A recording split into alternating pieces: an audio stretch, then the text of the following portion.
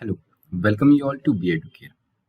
आज अगर मैं कहूँ कि कोई बेटा अपने फादर के अगेंस्ट या उन्होंने जो बात कही है उसके अगेंस्ट जा रहा हो तो हमारी इंडियन सोसाइटी में बड़ी नेगेटिवली देखा जाएगा।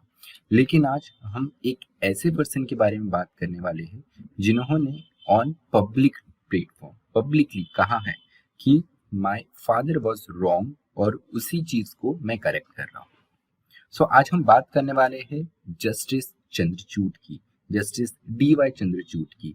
रिसेंटली एक इंटरव्यू में इन्होंने कहा, in previous judgement a little bit of the personal element involved, and I was conscious of the fact that I was overruling my father's judgment, which I did again eventually in adultery judgment।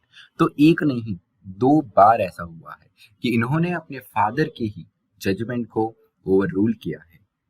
So 15th Chief Justice of India, doctor justice D.Y.. Chandrachud. Justice D.Y.. Chandrachud की अगर हम बात करें तो इनका full name justice Dhananjay Yashwant Chandrachud है। इनके father जो है ये इंडिया के 16th chief justice of India थे, साथ ही साथ ये longest serving chief justice of India रहे हैं, justice Y V Chandrachud. Justice Y V Chandrachud का टेन्योर अपने आप में 7 इयर्स का था। वही अगर हम अभी जस्टिस डी.वाई. चंद्रचूड़ की बात करें तो इनका टेन्योर लगभग 2 साल रहने वाला है। जस्टिस चंद्रचूड़ जो है इन्होंने अपना एजुकेशन, इन्होंने अपना बैचलर इन आर्ट्स जो है ये इकोनॉमिक्स से सेंट स्टीफेंस कॉलेज से करा। वही इन्होंने अपनी एलएलबी की डिग्री जो है ये Delhi university campus of law centre से लिया है। वही एलएलएम और जो इनका डॉक्टरेट है ये इन्होंने हार्वर्ड से लिया है। इन्हें एक ऑनरी डॉक्टरेट जो है ये आरएमएनएलयू लखनऊ से भी मिला हुआ है। तो आज हम बात करेंगे जस्टिस चंद्रचूड़ के बारे में। जस्टिस चंद्रचूड़ की अगर हम बात करें तो 1998 में सबसे पहली बार इन्हें पहला रिकॉग्निशन मिलता है इन बार में एज अ सीनियर एडवोकेट इन्हें बॉम्बे हाई कोर्ट में अपॉइंट किया जाता है। वही 1998 से ये 2000 तक ये additional solicitor general of India रहते हैं। मार्च 2000 में इन्हें बॉम्बे हाई कोर्ट का जज बनाया जाता है। वही ये इलाहाबाद हाई कोर्ट के चीफ जस्टिस बनते हैं अक्टूबर 2012 में। बॉम्बे हाई कोर्ट में ऑलमोस्ट 12 ईयर्स स्पेंड करने के बाद में ये इलाहाबाद हाई कोर्ट के चीफ जस्टिस बन जाते हैं।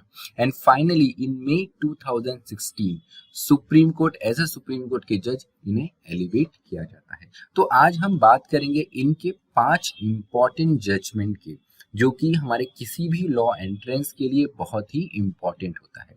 तो सबसे पहले जजमेंट की अगर हम बात करें, this is Navtej Singh Johar versus Union of India. तो ये वो जजमेंट है जिसमें section 377 of Indian penal code जो है इसे पार्शियली स्ट्रक डाउन कर दिया। होमोसेक्सुअल कंसेंशुअल रिलेशन जो पहले एक क्राइम हुआ करता था, इसको अब अनकॉन्स्टिट्यूशनल करके इसे पार्शियली स्ट्रक डाउन करा था 5 जजेस की बेंच ने। और इसी 5 जजेस की बेंच में जो मेजॉरिटी जजमेंट लिखा है उसी का पार्ट थे जस्टिस डॉक्टर डी.वाई. चंद्रचूड़। उसके बाद बात करें तो Indian young lawyers association and others versus state of Kerala and others, ये जजमेंट जो है famously known as Sabarimala case, जिसमें वुमेन के राइट को लेकर एक टेम्पल प्रैक्टिस जो थी, एक वुमेन के राइट को लेकर कि मंदिर के गर्भगृह में वुमेन सर्टेन एज की जो कि मेंस्ट्रुअल साइकिल में होती है, दैट इज बिटवीन 10 to 15 के एज की बिटवीन जो औरतें हैं वो इस टेम्पल के गर्भगृह में नहीं जा सकती है। तो इसी चीज को चैलेंज किया था Indian young lawyer association case ने। यहाँ पर जो बेंच थी, बेंच में मेजॉरिटी जजमेंट 4:1 की इससे जजमेंट आया है। 4:1 की मेजॉरिटी से जो मेजॉरिटी जजमेंट लिखा है इसमें भी जस्टिस डी.वाई. चंद्रचूड़ इसका पार्ट थे। इसके बाद में जो एक और बहुत ही इंपॉर्टेंट केस है जो कि रिसेंटली हुआ है, that is X versus principal secretary health and welfare department and government of NCT. इस केस में अबॉर्शन राइट से रिलेटेड ये जजमेंट है जिसमें सुप्रीम कोर्ट ने डिक्लेयर किया है कि unmarried women are also entitled to seek abortion of pregnancy in terms of 20 to 24 weeks arising out of a consensual relationship. तो 20 to 24 वीक्स में अगर प्रेगनेंसी का ये है और यहाँ पे कंसेंशुअल रिलेशन से प्रेगनेंसी हुई है तो अनमैरिड वुमेन को अबॉर्शन का राइट नहीं था। इसी चीज को चैलेंज किया गया था और फाइनली मेजॉरिटी ऑफ जो बेंच थी इन्होंने इसके फेवर में रूल करा कि अनमैरिड वुमेन को भी अबॉर्शन राइट है। तो ये इनका एक और बहुत इंपॉर्टेंट जजमेंट था। इसके बाद में Joseph shine versus Union of India, decriminalisation of adultery, section 497 of IPC, जो कि एडल्ट्री को एक ऑफेंस बनाता था, अब ये डिक्रिमिनलाइज कर दिया गया है। तो इस भी बेंच का पार्ट थे justice D Y Chandrachud. Justice D Y Chandrachud ने डिक्रिमिनलाइजेशन ऑफ एडल्ट्री के फेवर में अपना जजमेंट इस पर्टिकुलर केस में लिखा है। इसी जजमेंट की बात करी हुई उस इंटरव्यू में जिसे इनके फादर ने, एडल्ट्री को जब constitution validity first time challenge हुई थी, तब ये मैटर इनके फादर के बेंच के पास में गया था, जस्टिस वाई वी चंद्रचूड़ की बेंच के पास में गया था। तो उस टाइम पे इस पर्टिकुलर प्रोविजन को अपहेल्ड किया था, पर फाइनली बहुत सालों बाद इनके ही सन उस बेंच का पार्ट होते हैं जो इसे डिक्रिमिनलाइज डिक्लेयर करती है।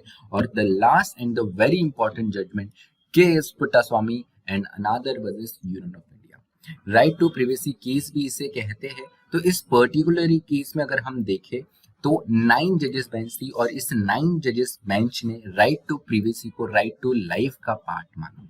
राइट टू लाइफ जो कि आर्टिकल 21 में है। राइट टू लाइफ में under this particular article on many occasions supreme court of India ने कई अलग अलग राइट रिकॉग्नाइज करी है, जैसे right to health, right to clean environment, right to clean air water, right to sleep, ऐसी बहुत सारी राइट्स जो है वो इसी में रिकॉग्नाइज की हुई है। तो ये भी एक बहुत इंपॉर्टेंट जजमेंट था जिसमें finally article 21 of the Indian constitution में राइट टू लाइफ में राइट टू प्रिवेसी को as the fundamental right recognise करा। So this is all for this particular video. Thank you so much for listening me. और ऐसे ही updates के लिए हमारे channel को आप सब्सक्राइब कर सकते हैं, बेल आइकन पे क्लिक कर सकते हैं। जब भी कोई ऐसा नया अपडेट आता है या कोई न्यू लीगल एस्पेक्ट पे वीडियो आता है तो वो उसका आपको अपडेट टाइम टू टाइम मिल जाएगा। उसके अलावा भी अगर आप चाहते हो कि इस ऐसे ही किसी टॉपिक पे वीडियो आए तो कमेंट बॉक्स में जरूर मेंशन करिएगा। Thank you so much for listening me. Stay tuned to B Educare.